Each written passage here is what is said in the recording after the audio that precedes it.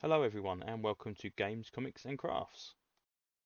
In this series of videos I'll be looking at the Judge Dredd case files in order and picking out the most prominent and important stories, as well as noting some artists and writers that actually appear in these books. Okay, so with volume 4 of the case files now, we are back to the epic stories, I suppose you could call them. So this one opens with one of the longer stories. We see Judge Child Quest. Apparently the Judge Child, and his name is Owen something. I can't remember his name now off the top of my head. He is supposed to be the saviour of Mega City 1. The side division have basically predicted it, and they have to go and see if they can find him. Owen Chrysler, there you go, thank you. So they go off into the Cursed Earth to see if they can track him down, and it doesn't go well. They First of all, we've got some Ron Smith artwork. We have some Bolland artwork, which I think is a lot. The majority of book 4 is made up of a lot of Ron Smith stuff, especially Judge Child anyway. This is a long story.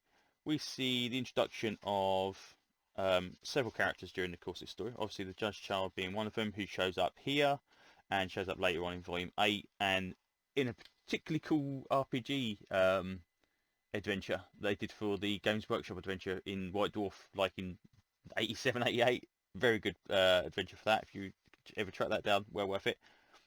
So we've got the Angel Gang here, which is Power Angel, Mean Angel, Link Angel, and Junior. And they are apparently thieves or like gangsters, effectively, in the Cursed Earth. They cause a lot of problems for the people there, and Dredd gets to meet those throughout this story. So, a bit Mike McMahon artwork there, yes. Unless I'm mistaken, first appearance of Hershey. Could be wrong, because someone said that I remember reading the book that her first appearance was in Justice 1, but that might be untrue. This is the first. Mentions Hershey there by name. I assume they'd say if you knew Hershey, you'd know Hershey. And as far as I'm aware, Bolland was the person that invented Hershey. And Hershey does get a lot of screen time during this adventure. And I like Hershey quite a lot. Hershey's cool. So yeah, so they decide to go off into space to try and track him down. Apparently he's been taken off into space.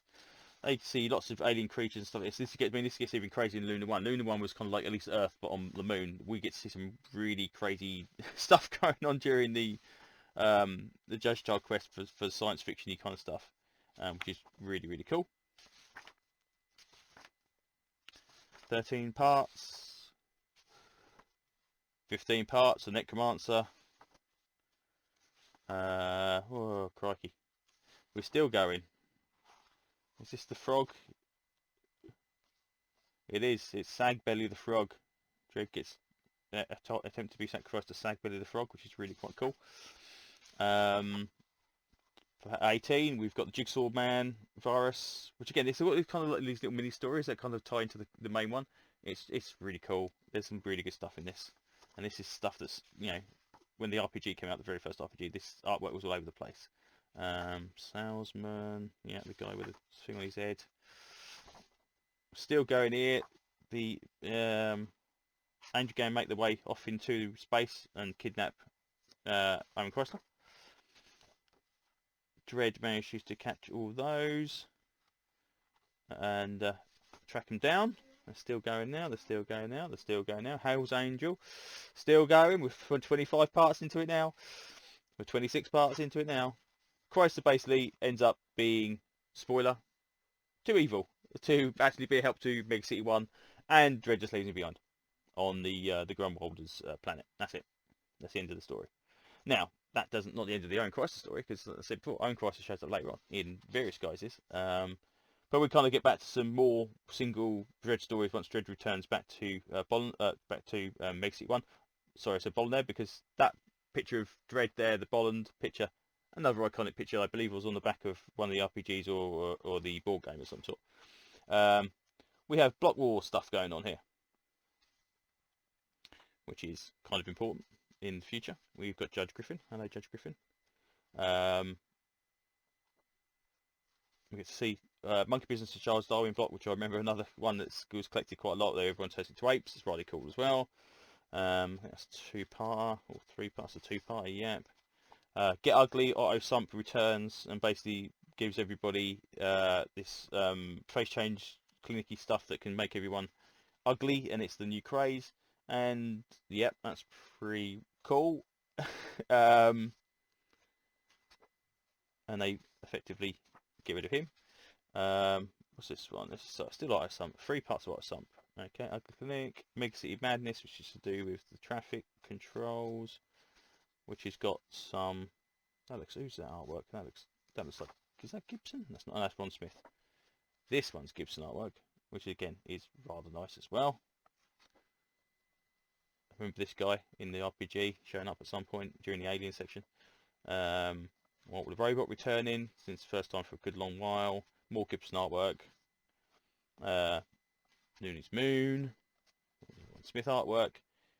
The Fink, which is the missing angel brother that has basically decided to try and take his revenge on Dredd for killing the original Angel Gang, and again he shows up really well quite often. That, and again, another iconic picture of Fink Angel. And is that Hershey? Yes, it is Hershey. Yes, he's tracking down all the people that was on the thing. So yeah, and this is the origin of the Angel Gang here. Yeah, it's a shame we get this is volume 4. I don't think we get colour until volume 15. Some of the original comics had 2-page spreads that had colour, and it's a real shame that they didn't repeat those. Obviously the books get thinner as they do more colour pages because the pages need to be thicker. But yeah, it's just a shame you get this kind of grayscale stuff. But we get a kind of more of a Angel Gang origin story well after they've been dead for a good few weeks. But yeah, this is all McMahon artwork as well. So yeah, this is really nice. Obviously a 2-page spread there. Some more Emberton. I swear this is Gibson. This is another one of his pseudonyms I think he uses, which is really cool. And then we get Pirates of the Bat Atlantic, which is an important story with I think, unless I'm mistaken, I'm just trying to think of where this issue is. Back Atlantic Part 3. This one, the Pirates of the Black Atlantic Part 4, was the very, very first issue of 2000 AD I ever owned. Yeah, so this one I remember quite a lot. Again, Ron Smith artwork, loads of crazy stuff going on, smacking a bit of a story, got no idea what's happening, but it doesn't matter. Yeah, Emberton again. This is Gibson.